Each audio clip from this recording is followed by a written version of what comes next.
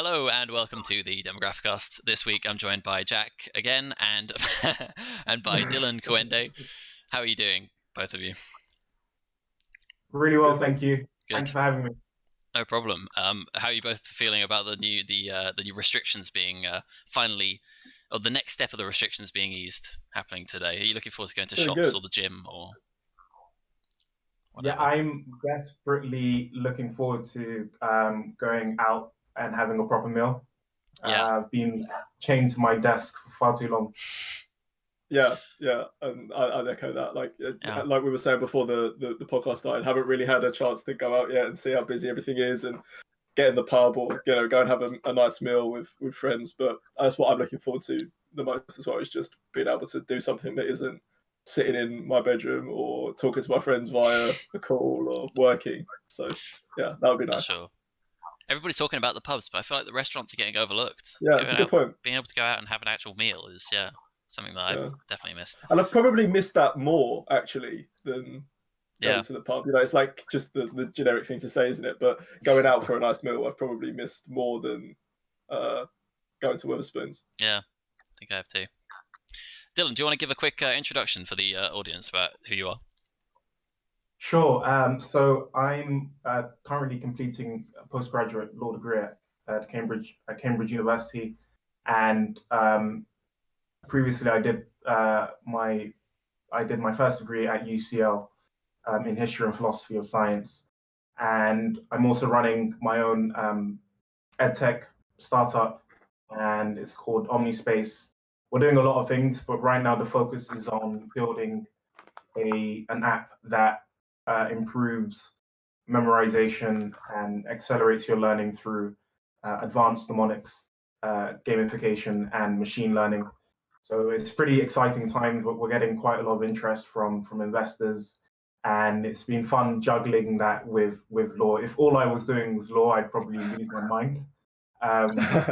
But yeah, I'm enjoying the challenge of doing both.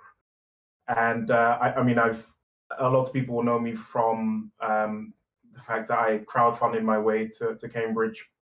The fees are extremely high, in my opinion, prohibitively high, and it was important for me has been important for me ever since to be vocal about ways uh, in which we can remove some of these hurdles in access to higher education. Do you think that it all sounds really amazing, particularly your startup? I'd be really keen to learn more about that. But do you think, I guess, from those themes, that it's your view that education, particularly higher education, for most people is inaccessible and not enough, not even nearly enough, is being done to ensure that people have the right opportunities to be able to gain the sort of educational levels that they should be entitled to?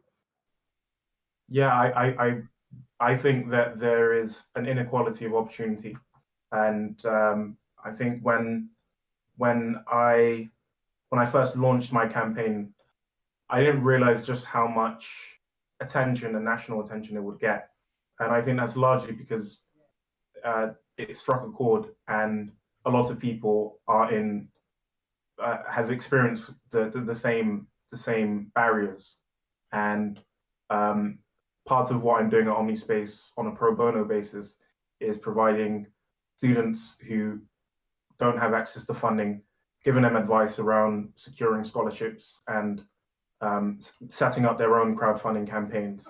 And I think it's a real shame, really. It's a failure of the government. It's a failure of big institutions like Cambridge University.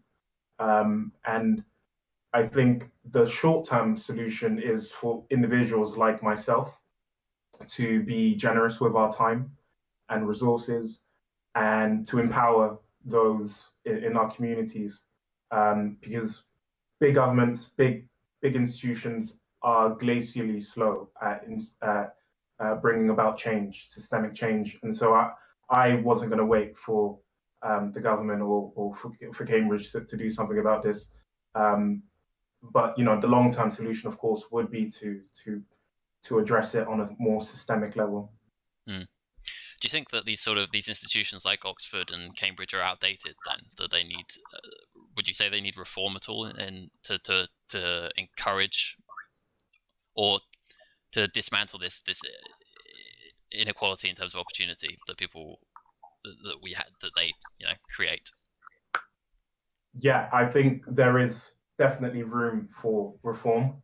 I think it's not just an issue with Oxbridge; it's an issue with a lot of elite institutions. Of course, Oxbridge is sort of in a league of its own in terms of its history, but quality education is available at so many universities across the UK, and in the US there's a similar situation with Ivy League universities, and I think there's an important conversation that needs to be had about how we democratize access to education without diluting the quality of education. And I think that largely stems from other universities outside of the Oxbridge bubble, learning from places like Oxbridge, learning about what sort of taking lessons on what makes Oxbridge and universities in that league so good. The whole supervision system, the ratio between tutor and students. These are important qualities of a good education, and I don't think that should be limited to Oxbridge. I think that's something that more universities should adopt, and I think intervention needs to take place much earlier than university, because a lot of these inequalities of outcome stem from a lack of support much early on. So from primary school, really, you see that there are so many students who don't have the same advantages because of the schools that they go to, because of the GCSE subjects they pick, because of the A-level subjects they pick, and at every hurdle you see those disparities. And I think if we're going to address the situation at the university level alone, then it's way too late for so many. Whose responsibility do you think it is to drive forward those interventions? Do you think that it is the responsibility of those institutions? Do you think it's the responsibility for individuals like yourself, like us, to call for those changes? Or do you think it's primarily the responsibility of central government to drive forward those changes? Or is it like always, a sort of nuanced mixture of all of those factors? Yeah, I mean, the honest answer is, of course, it's a combination of all, really.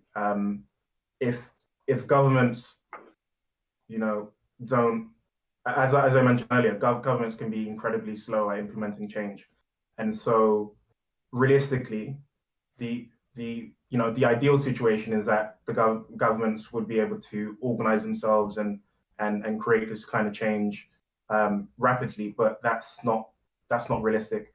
And so I'd say the onus is on the institutions where education is being provided, and also on individuals to be self-starters, to take the initiative to problem solve. And technology and social media was a real asset for me. If it weren't for platforms like Facebook, YouTube, Instagram, I certainly wouldn't have been able to spread my message, and the need for me to secure this funding. So I think that there's a lot that individuals can do, but I think in an ideal world, you'd have both the institutional and individual working hand in hand. I was wondering what your thoughts are on sort of public versus private school in that case, because obviously there's the difference between the two is there's a financial barrier to one as opposed to the other. And do you think that's healthy for a society like ours? If we're trying to encourage equal opportunity for all, surely, I mean, in my opinion, I think public and private schools probably, or having the existence of private schools basically counteracts that. It means that people have a way of accessing supposedly better education only if they have the money to do so. Again, it's a matter of what's descriptively, or what is the reality versus the ideal world. In an ideal world, you wouldn't have those two categories. You'd have everyone having the best education, and I think that isn't too far fetched. I don't see why there is a need to privatize education so early on. And so, yeah, my honest opinion is private schools. I never attended one. I personally don't see, I don't really see the justification.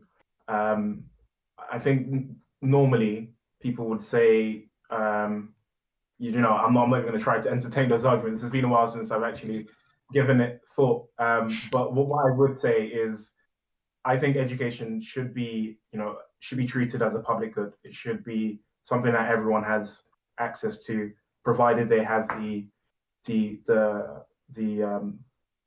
drive and the ambition. And even then, these are traits that we can train people to have. So even if an individual doesn't begin with the sort of explicit intention to do really well at school, there are ways in which you can train individuals, students, to bolster that willingness to learn, to be better. Yeah, I think the private versus public education argument's really interesting. And I think that there would be more justification for private schooling if the gap between education levels wasn't so vast in this country. I mean, you can not pay to go to a very, very good school in the same area as people could not pay to go to a very, very poorly performing school. The levels of education in this country are incredibly inconsistent. And if we had a decent, not even a good or a great level, but just a really decent level of education for all, that was the base, and then there was the ability to pay, there would maybe be more justification for it. I'm not saying I would necessarily support it, but we don't have that. And it's why I wanted to ask you sort of whose responsibility is it to drive that forward, because we've probably been having these conversations, or people have probably been having these conversations for many, many years, and we haven't really seen that much change. And like you rightly point out, society as a whole is incredibly slow at moving these institutions and the levels of these kinds of things forward. And then we come back to the argument, and Brett is probably going to rein me in a bit here because we're getting right off topic, but what is the responsibility of government then, if it isn't to provide these services as a public good at a good level, to use and invest those that tax money in the right way and implement a good level of public service? Then what is the responsibility of government? And I think that we're talking about three topics that underpinning the conversation will be that question, maybe, that what is the role of government, and is government fulfilling that role properly? And I think that the education, particularly the levels of education in this country, is a really sort of interesting case study for that. Definitely. I wanted to sort of move the conversation on to mental health side, just because Dylan, I spoke to you before the podcast and asked what you'd be interested in talking about. Education was one, so we've covered that. Mental health. To be honest, I actually have a kind of when I was thinking about this, I sort of thought that when we talk about education on this show, we have done quite a bit in the past, and we've spoken about mental health as well.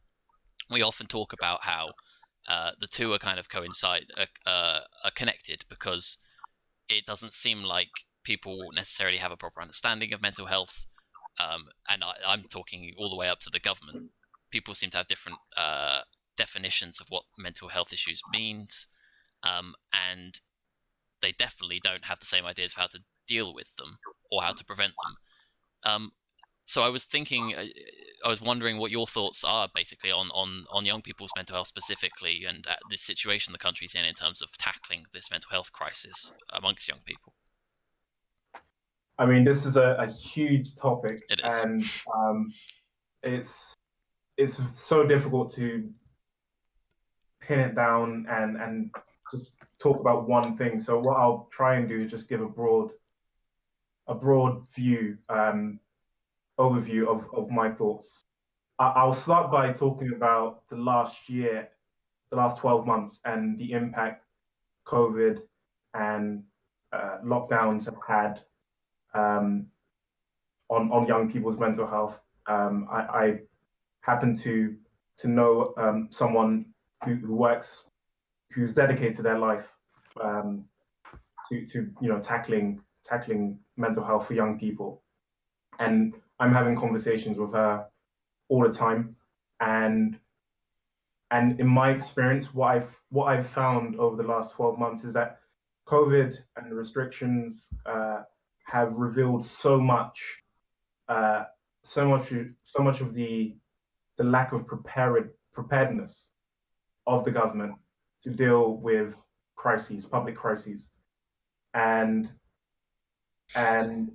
the secondary consequences of having all of these lockdowns has been increased loneliness and isolation, increased stress and anxiety, and suicide rates have skyrocketed. And this reality is not inevitable.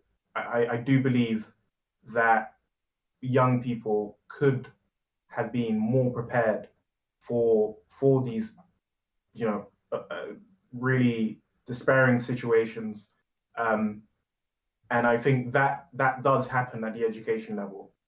The fact that there isn't a module at university or at school, at GCSE level, the fact that there isn't a mindfulness session that we're all obligated to attend, that I think is an issue, because again, mindfulness, the ability to be resilient, to be calm in the face of adversity, these are skills that you cultivate in the same way that you're taught arithmetic and languages. It's so important, I think, for us to completely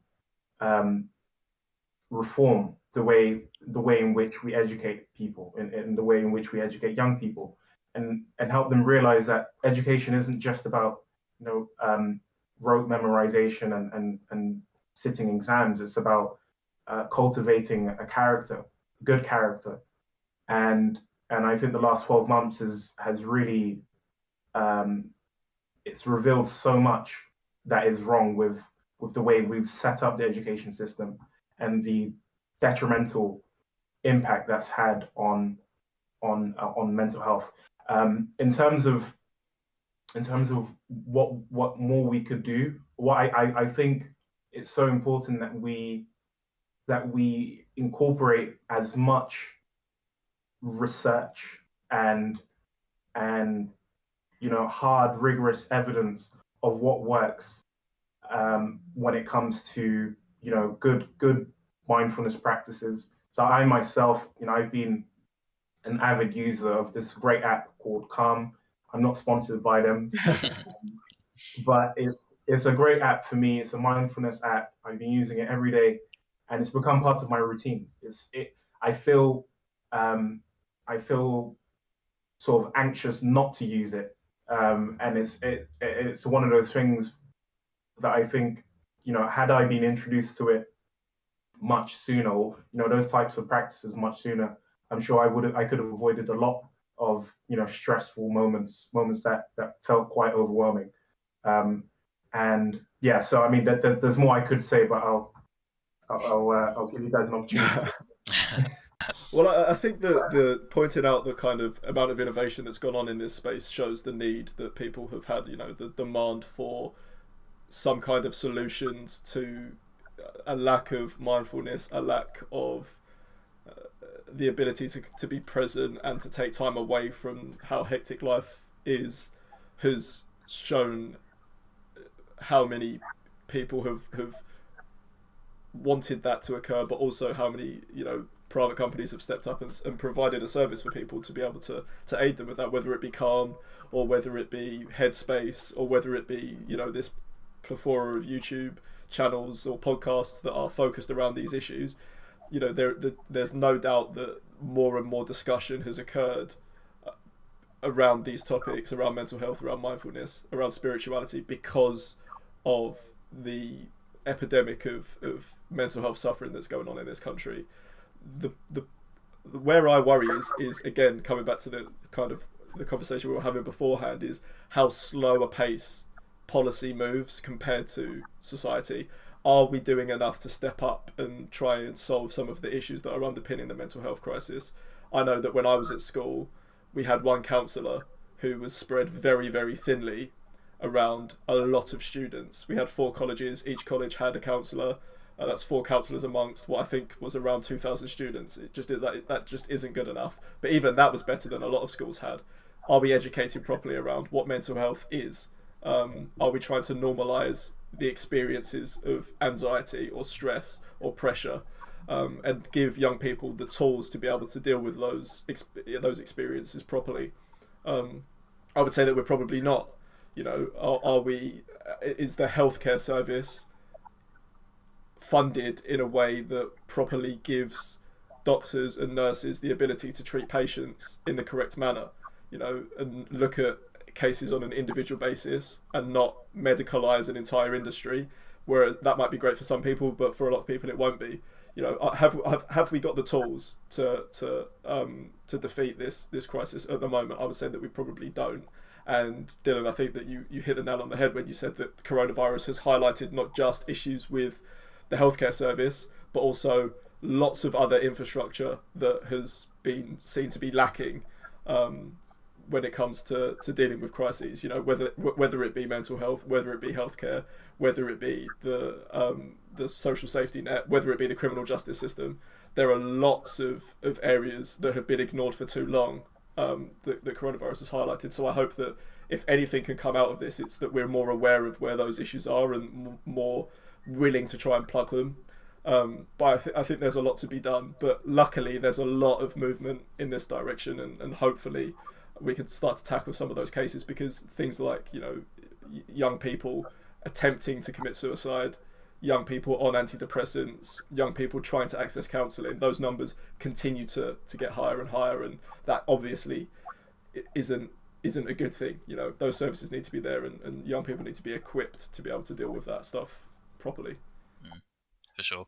I would echo those points that you've both made, really, because I think it's incredibly sad to see how the mental health crisis has been something that has been talked about for several years now, at least. And I suppose maybe it's the fact that it's difficult to picture or to see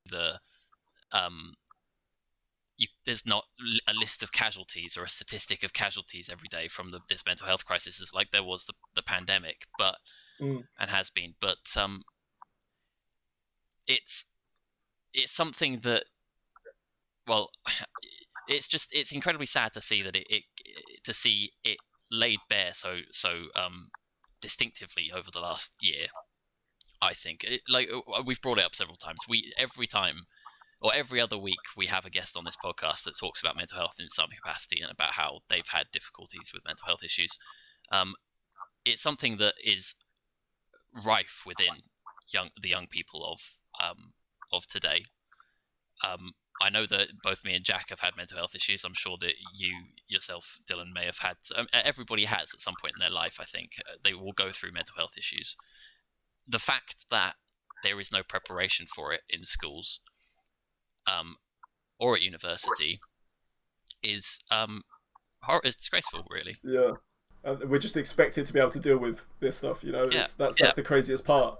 Is that there's this expectation, particularly, I'm sure this isn't just in this country, but I think that there is something that underpins our culture that expects you to be able to just deal with things. There is this stiff upper lip mentality that when you face hardship, well, you just, you crack on, you keep your chin up and you get on with it. And that obviously isn't a realistic way to move forward. I don't know. No, absolutely not. What were both of yours experiences with mental health support at school? Did you have, Dylan? Did you have kind of, was there any infrastructure when you were at school, when you were younger, to help you kind of deal with, or help students deal with their mental health problems?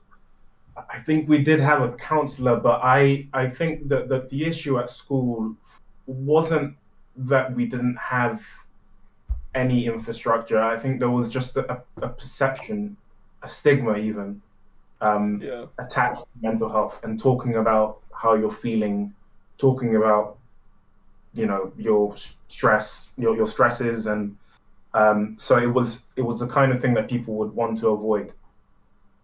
Yeah. Which I think is a symptom of a much larger problem, which, you know, with our society, which is only really now being addressed, which is that, you know, that there shouldn't be this stigma around mental. Are you optimistic about that kind of perception changing? Do you think that the conversation has meant that we are getting closer and closer to that stigma being removed, or do you still think that there's quite a way to go? I think there's still a lot of work to be done. I am optimistic because I think that has to be your starting point if you're going to create change. But of course we have to embrace the reality, and that is, you know, it's still very much something that people will try to avoid. People feel uncomfortable talking about. I myself have trouble speaking to friends that I notice have mental health, and knowing what words to use, which vocabulary. It is still very much something that I feel very inexperienced with, and I think that's pretty sad, because I feel quite well versed in other areas which aren't as consequential. Sure. And so, you know, I think it's incumbent on all of us really to become even more educated on this topic, because it's so much more central to our humanity. Yeah, I think that's a really, really important point, and it's something that isn't particularly spoken about often. It's, you know, give people the tools to equip themselves to be able to deal with their own mental health issues, but let's also talk about how we can be supportive people, right? Like you say, you know, how can I approach a friend and ask them, talk to them in an open way about the fact that I think that they might be struggling, without them being offended, or, you know, being upset, or triggering something within them. You know, that's again another really important aspect that I think has been under discussed and ignored. And I like the fact that there is more discussion around this area, but I think that particularly with the social media element of this, there's simultaneously the expectation that you should be really happy all the time and share with people how happy you are and share with people how amazing your life is, but also be really in tune with the fact that we're all really struggling and everything's really difficult. And, you know, it's this very strange kind of dichotomy that we live in and we experience, that doesn't lend in itself to a particularly healthy relationship with these discussions, these conversations.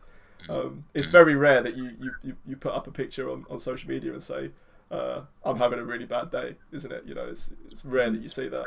Yeah. Perhaps that's what we need more of. I don't know. Yeah. Yeah. I mean, I agree, but I'm slightly in terms of whether, going back to whether, you know, we're optimistic about it changing at all in the future. I think obviously education is super important when it comes to teaching about mental health issues, I think, but it also, the discussion will come from adults teaching their children as well how to talk about these things. You know, it's all well and good for a kid to go to school and have an hour every week about mental health, let's say, if that was a thing. But to go home and be encouraged to, you know, just put on a brave face and, you know, have the stiff I've forgotten the expression you used. Stiff upper lip. Stiff upper lip. I was going to say stiff upper lip. The stiff upper lip thing. You know, it's not going to encourage that child to talk about those issues when they grow up. Yeah. So as much as it is important from an educational aspect to talk to kids about mental health, it needs to change in every generation for it to happen sooner. Anyway, otherwise we'll just, you know, it would take a few years, I suppose, maybe a few decades. Let's move on to the current events topics. Current events. The first topic I wanted to talk about this week is the race report that was published by the government last month. It was a report into institutional racism, but it's received a huge amount of criticism, obviously. I'm going to read out some quotes. The criticism it's received from health professionals, academics, business chiefs, crime experts, and of course the general public. That was from the Guardian. I got that quote. The review in itself was criticised for being. This is a quote. Sorry, the review itself criticised. This is a quote from the review itself. Bleak new theories about race that insist on accentuating our differences, and an increasingly strident form of anti-racism thinking that seeks to explain all minority disadvantage through the prism of white discrimination. It also said that institutional racism as an argument diverts attention from other reasons for the success or failure of minority groups, including their culture and attitudes. I'm just going to interject to say, when I was reading this, my blood was boiling because I couldn't believe how condescending the words that they use are. It also rejects the term white privilege entirely as being a thing. I would urge, obviously, people to read this review if they can stomach it. Over the weekend, this last weekend, many groups have called for the review's recommendations to be ignored, and instead called for recommendations from the Lamy report, for example, to be instituted instead. And I also read this morning that experts are claiming that large portions of the report were not written by those appointed to write it back in July, but instead by officials at Downing Street. Dylan, I was simply wondering how you felt when you first heard about this report being published and its findings. Well, let's see. I wasn't surprised. Sure. Because the conversation around race in the UK has for a long time been incredibly superficial. Often the government and policymakers and the people having these conversations, at a senior level, they often don't really engage with the intricacies of individuals and the stories behind the stats.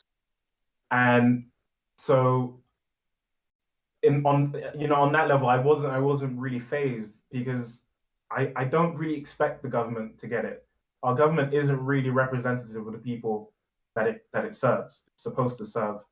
And so I guess I was slightly frustrated because I would have hoped by now the government would be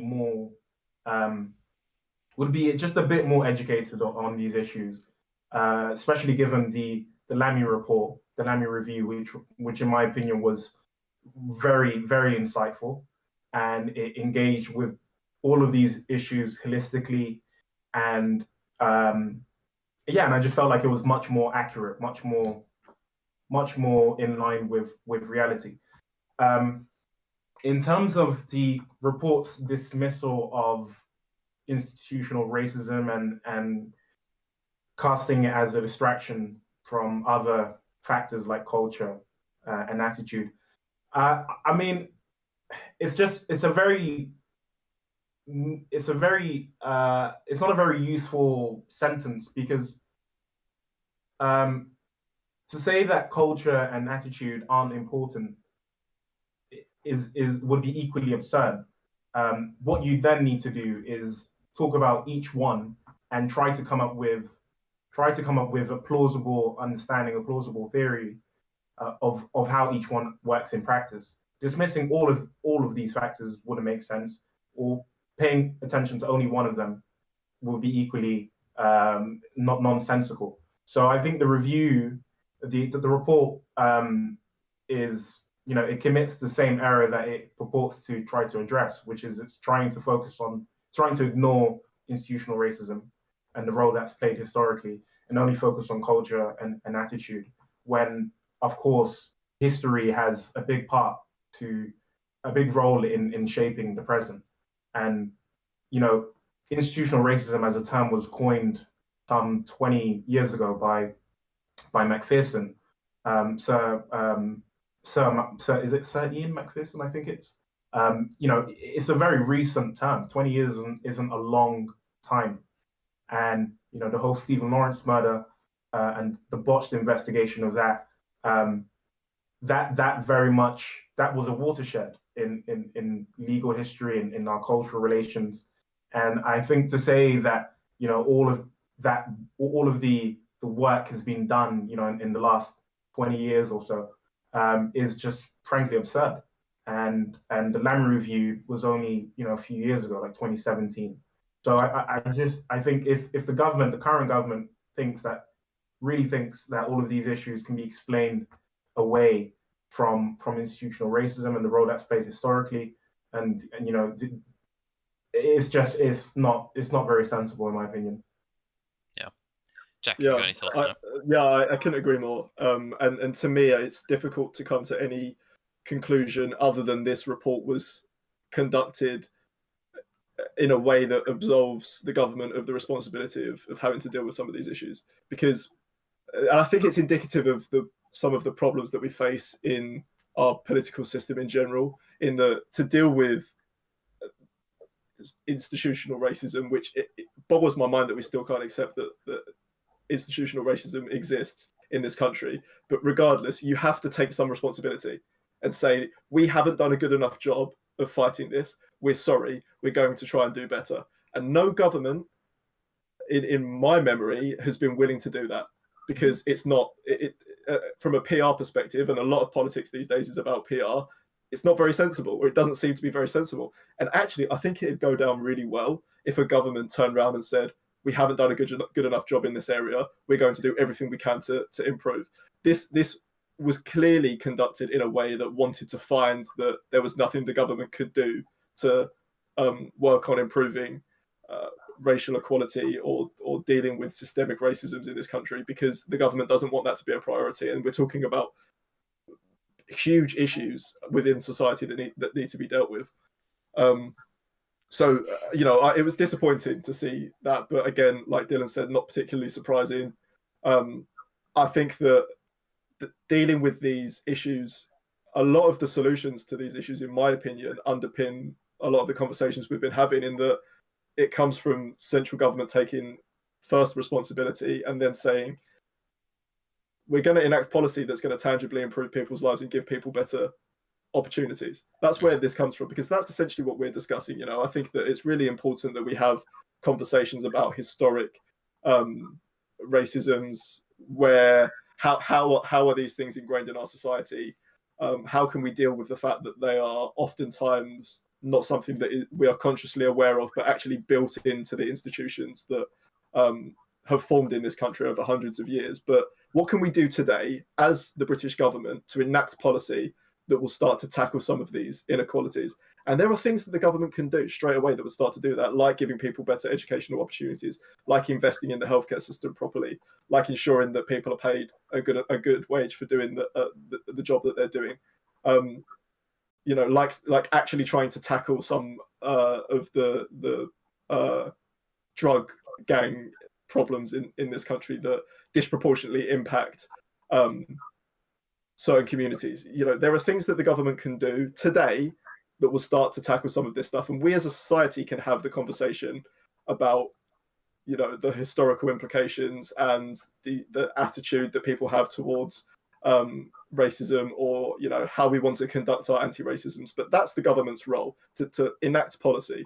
And the fact that this government has no interest in doing that, I think, is an abdication of their responsibility. And that's what frustrates me more than anything, I think, is that we're more and more looking to not take responsibility for our problems than we are looking at taking a proactive response to the problems that we face. And that was the same with COVID. It's the same with this. I think that it's a real shame, and we won't see any particular improvements. I agree. I think there's also an issue with how institutional racism is being defined. So I think the report talks about or defines it in a way where it defines it in terms of the system being deliberately rigged, disadvantaging certain groups. That's an incredibly narrow definition. No one is suggesting that there are still laws that encourage discrimination or segregation, willful prejudice. But that's just it's incredibly naive to suggest that that because these laws don't exist, therefore institutions are void or empty of racist or prejudicial practices, attitudes, beliefs. And I think if we take the more broader, more realistic definition, you're then engaging with the nuanced lived experiences of actual people.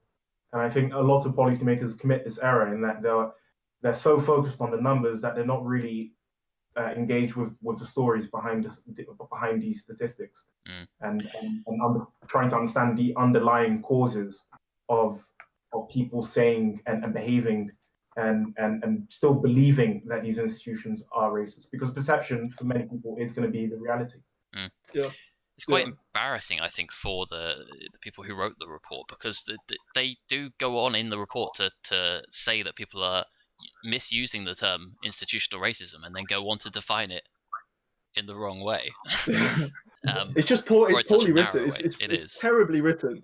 And again, one of the issues, and I suppose that the same accusation could be levelled at David Lammy, although I think not as credibly, is that Tony Sewell, who wrote the foreword and was one of the commissioned to lead the writing of this report, is well known for believing that institutional racism doesn't exist, has spoken out about this in the past. So how can we expect the report to be fair or thorough or not leading when the gentleman commissioning the report already has stated that he doesn't believe that this thing exists? To me, again, just seems completely misguided and has done absolutely nothing to help push forward conversations about how we can start to progress as a society, but it sort of entrenched the divides that we have. And it seems like almost everything the government does, particularly in this area, leads us down the same path. In that our conversations are framed in the way that the next morning we'll all be watching Good Morning Britain, and they'll be talking about whether are all Britons racist, and they'll have somebody on one side of the argument and somebody on the extreme of the other side of the argument shouting at each other. And that does nothing to move us forward, instead of actually proactively talking about what we can do to make the country fairer, better, nicer place to live.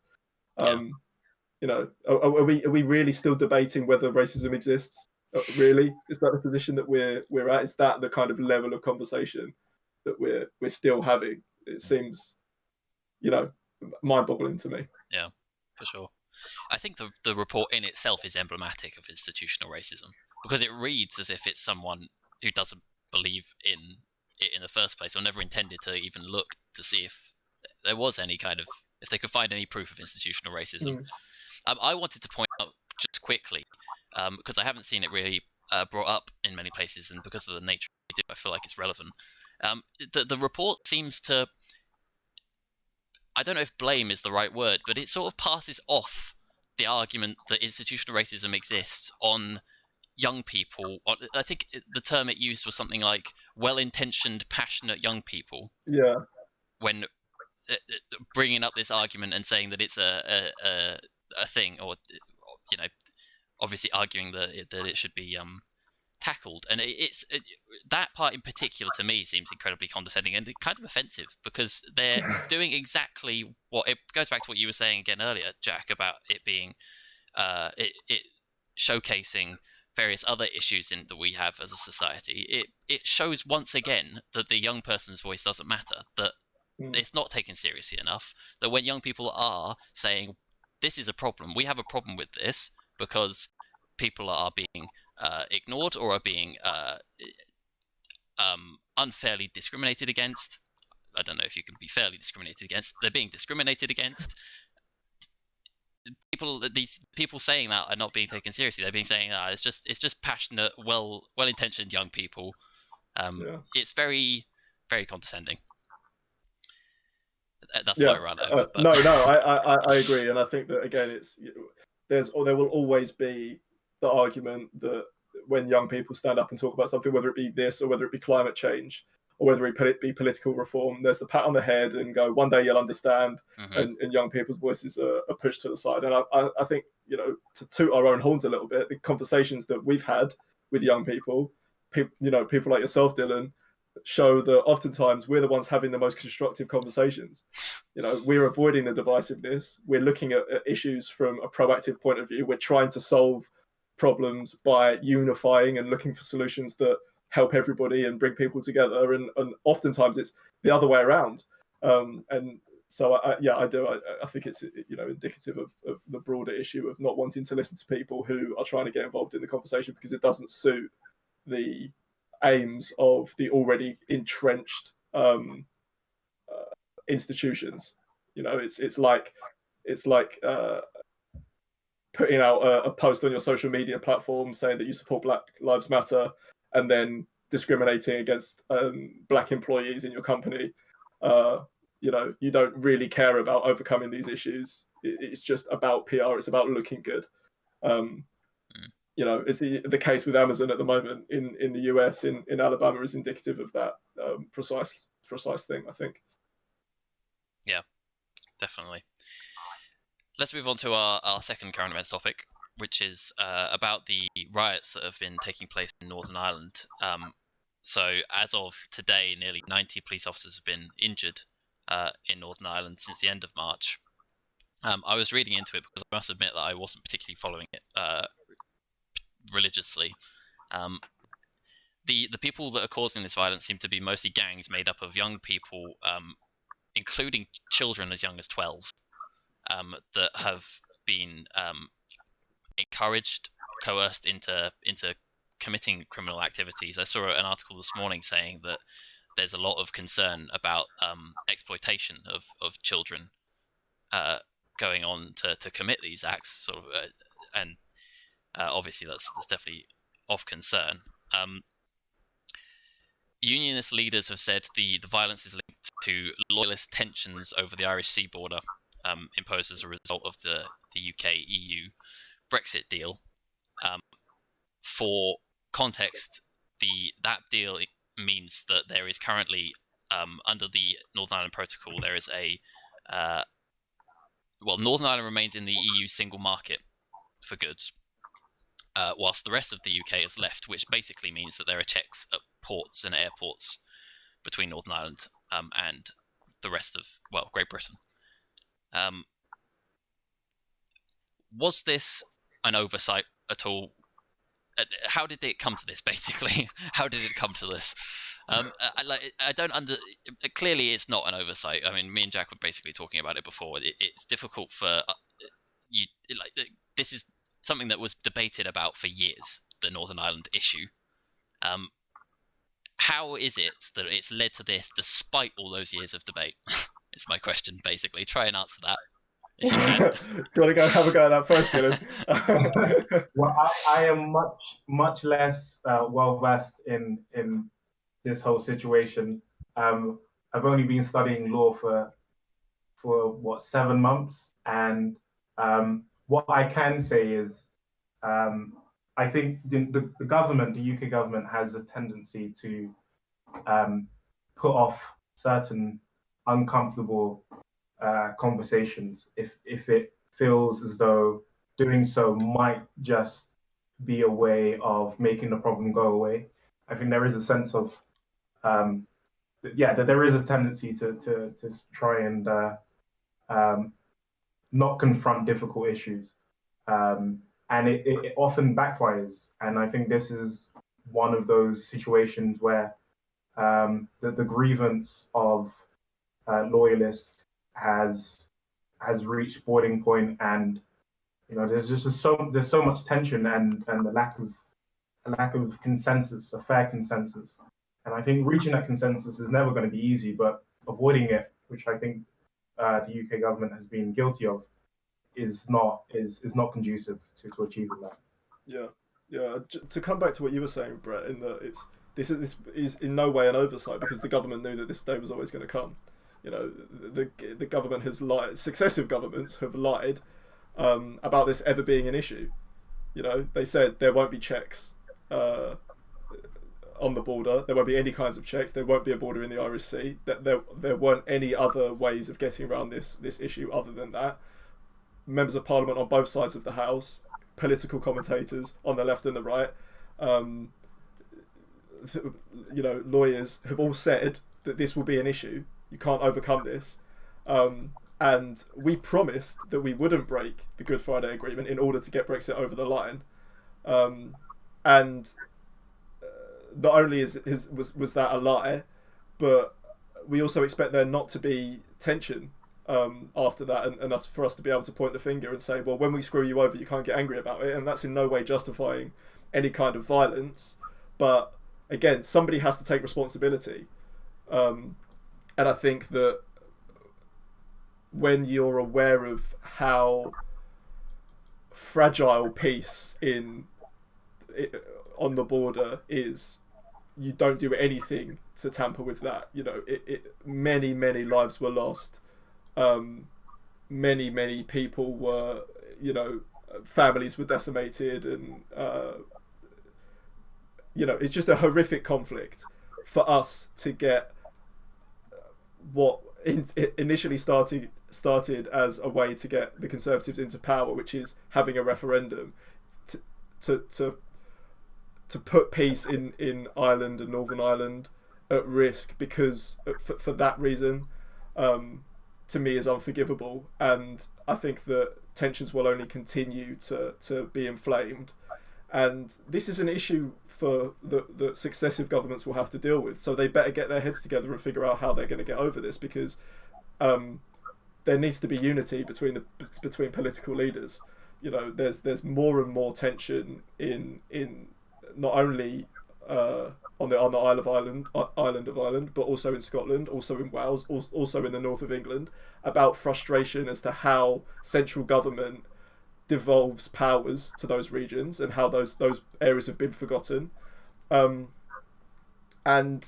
not just this government, but also the opposition need to figure out how they're going to deal with that and how they're going to sell the United Kingdom in the future to voters from those areas. Because if not, the United Kingdom won't be around for much longer, and whether that is done democratically or whether we start to see more violence, where we start to see violence become more of a regular occurrence, there needs to be some kind of solution put forward, because this issue isn't going anywhere. And Dylan, like you said, you can't just ignore this stuff and hope that it goes away. That's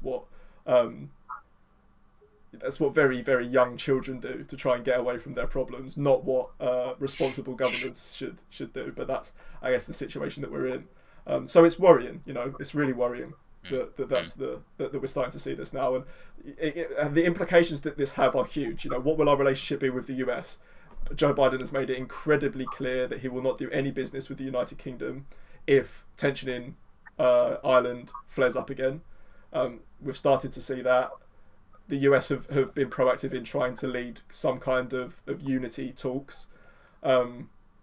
Is the government willing to do that? What was Boris Johnson doing on the day that these tensions flamed up? He was sat in a cafe in Cornwall.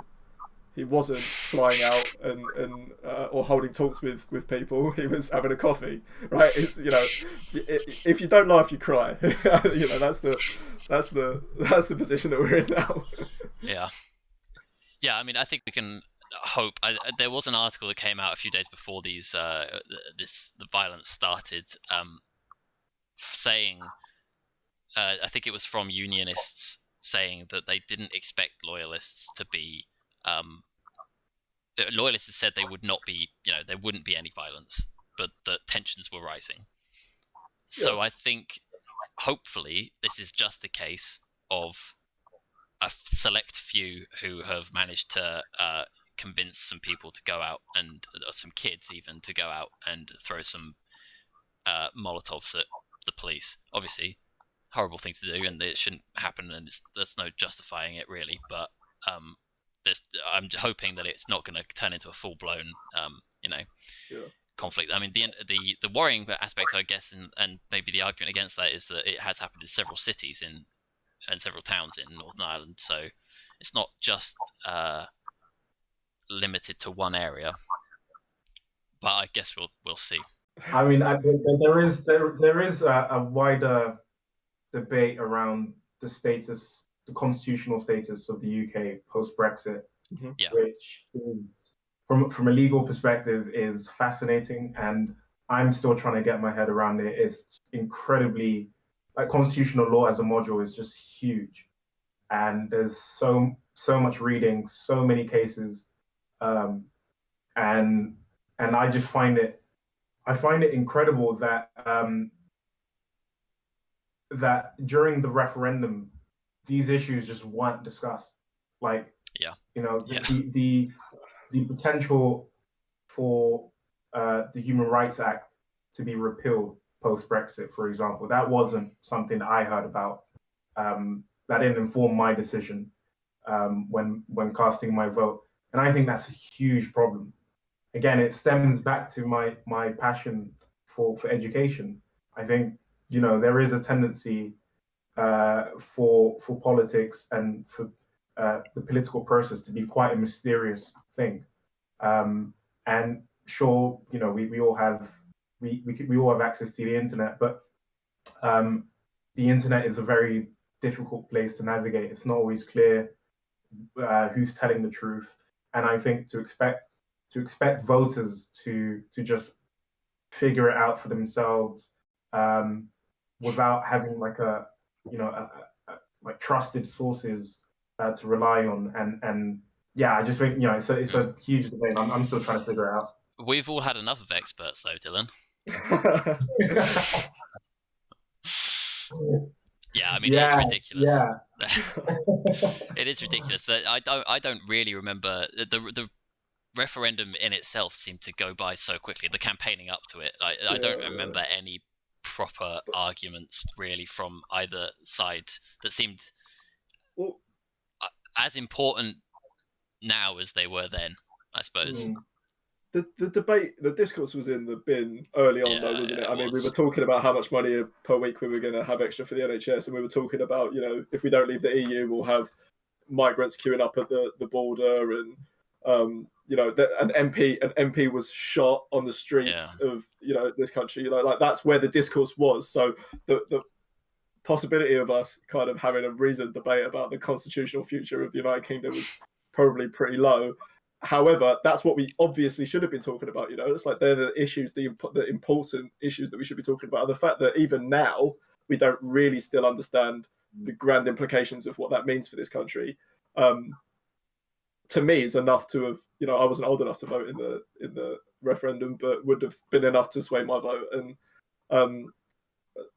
the fact that we still aren't having responsible conversations about that, I think, is it's pretty sad. And God knows there needs to be some kind of change in the discourse soon, because it's not getting any better. On to quickfire questions. So the quickfire questions, they're just there's like 5 questions that I ask, and the goal is to answer as quickly as possible. Don't worry if you don't. Some of them are not particularly easy to answer quickly. Okay. My first one is, should short-haul internal flights be banned if train alternatives exist? This question is based off of an article, for context, that said that France is planning on banning short-haul flights, domestic flights, between cities to prevent or to lower carbon emissions, basically. So they're banning flights from like Paris to various other cities. So the question is, should they be banned here? Like, say, a flight from London to Edinburgh or a flight from London to Belfast. I mean, there's no train to Belfast, but you get what I mean. I would say yes, if the infrastructure is there. So if the infrastructure makes it possible, then yes, it should be. Obviously, the infrastructure isn't there in this country. It's far from it. Are you advocating for HS2 then? Because... No, not necessarily. Don't you put words in my mouth, Fretley. But better train infrastructure is definitely something that needs to be on the list. But so yeah, if that infrastructure is there, that would be my answer. Dylan, I'm gonna have to agree with Jack. Yeah. So this is to save carbon. This is to reduce carbon emissions. Yes, because supposedly there's less carbon emissions are produced by, if you take the train from London to Edinburgh than there would be if you took a plane from London to Edinburgh. So that would be the goal. Yeah. Why not? Sorry. Yeah. I mean, I would agree because I don't know I think the train system in France is a little bit more advanced, and I mean they've got their fast bullet trains that go between like Paris and Bordeaux or Paris and Lyon and that. So, and it takes like 2 hours. So that's basically the time it would take for you to go to the airport, get on a plane, fly, and then get through, baggage and all that anyway. So, but I don't think we could do that. I don't think you could get a train from here to Edinburgh in 2 hours, and it's kind of the same distance, maybe a bit longer, but. I reckon, yeah, but again, it's down to infrastructure, isn't it? Yeah, it's it is possible. exactly. So I mean, I'm near Ebbsfleet, and you can get from Ebbsfleet to the Olympic Stadium, which I do to go and watch West Ham play, in about 12 minutes. You can do that in about 12 minutes. Yeah, which is amazing. But, but then to the rest so of it's possible, but you wouldn't take a plane though from Ebbsfleet to. No, but I'm saying that if that train is used in the same system, it would be possible. Yeah, definitely. My next question is, if Russia begins an invasion of Ukraine, should other countries intervene? Militarily? Yes. No. It just depends on how bad it is. If civilians are getting slaughtered and it's like a huge conflict and everything, then I'd say that we should intervene. I honestly don't know if I have an answer for this one because That's such a cop out. Yeah, it's such a difficult. I mean, God forbid it happens, but if what are the ramifications then of going to war with Russia? Like, how many more civilians would die from that? How many more people would die from that? This is why I'm against foreign military intervention, because we have seen what happens when oftentimes the UK or the US intervene in foreign conflicts, and it was almost never pretty. Costs a lot of money, lots more civilians die. So, but then you get into the moral argument. The moral argument, exactly. So is it your response? Do you have a responsibility to protect? Yes, we do have a responsibility to protect foreign countries. It's some of our obligations in the United Nations. So it's difficult. But yeah, I would say that I'm against foreign intervention. I see it as a last resort. I mean, I very much try every other avenue. Yeah. Political means. Definitely. Yeah. And there's a lot more we can do. I think there's a lot more. There's a lot more we can do before being pushed to that point. Have we explored all those options? Probably not. And should we be? Yes, absolutely. We should be. Absolutely, yeah. Give Russia ultimatums. Say form. Get the Union, the European Union together. Get the US and all that to say, look, if you attack Ukraine, we are going to impose incredibly harsh sanctions on you. Or even worse, like, I don't know. I'm not well versed in that sort of area, but there's got to be some other kind of solution to this issue.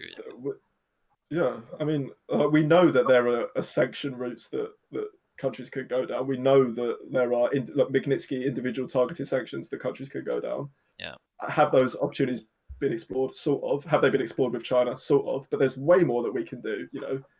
We often talk to the folks at Yet Again UK. They have lay out these arguments in such a fantastic way. It's our responsibility to stand up for human rights around the world, and it takes having a backbone, like you say. It takes coming together, having a backbone, and saying we won't stand for this. And have we done that well enough? Probably not. Yeah. My third question is: should social media websites be regulated by government policies? Yeah, I'd say yes, but of course, it just depends on the type of regulation. I don't think governments have the know-how nor the authority to mandate that people speak a particular way, like compelled speech. I think that would be taking it too far. But I think creating frameworks that allow for safe a safe environment, I think is helpful in creating sort of guidelines, but not really strict and legalistic requirements. Yeah, no, I'd completely agree, and I'd just add on there that these social media companies, particularly Facebook, are being currently used. Again, we come back to the human rights conversation to suppress people's rights. There was an article on The Guardian earlier today that was talking about how political leaders around the world, authoritarian leaders, are using Facebook to be able to spread misinformation, regulate the views of individuals, and they're completely ignored. These things are completely ignored by Facebook because it has no negative PR ramifications for them. If they are caught doing this, the pressure isn't enough for it to negatively impact them. So what's the point in them standing up to an authoritarian leader abroad or not having Facebook in a certain country because it has no ramifications for them?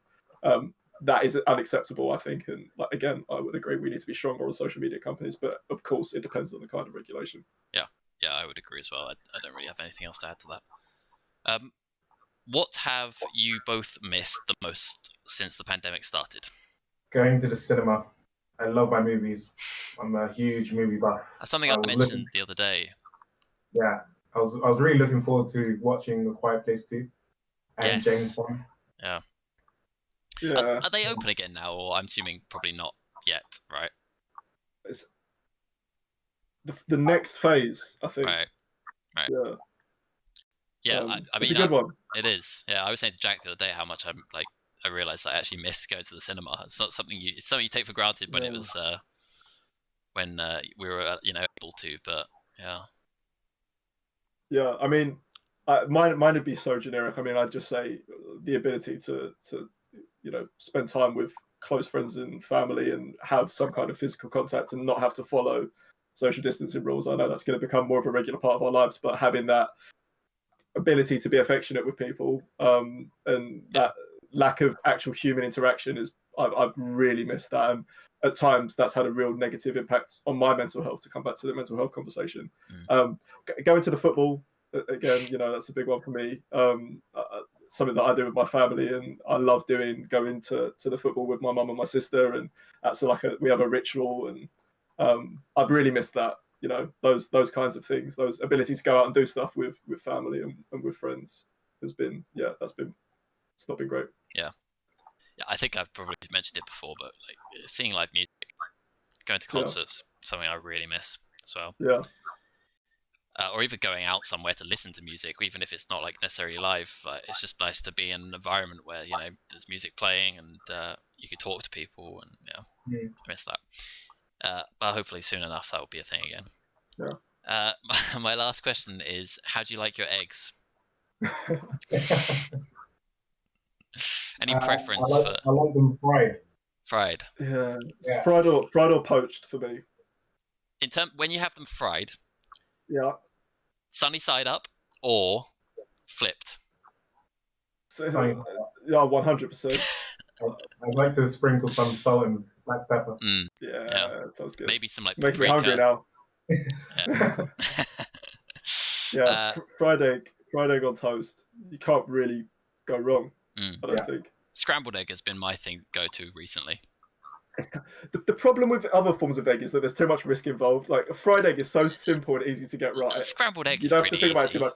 Yeah, but I mean, you might overdo it. You might over scramble it. You might overdo it with the milk. Or there's all sorts of other stuff you can do. You can add chives and different kinds of seasoning. Poached egg, all kinds of things can go wrong. But definitely. A fried egg, salt and pepper, as you say, easy to do. You could burst the yolk when you fry your egg. It's pretty easy to do. You just have to be delicate. That's not a nice situation to be in. It's not. No, it's not. Anyway, thank you so much for joining us today, Dylan. It's been a pleasure to have you on.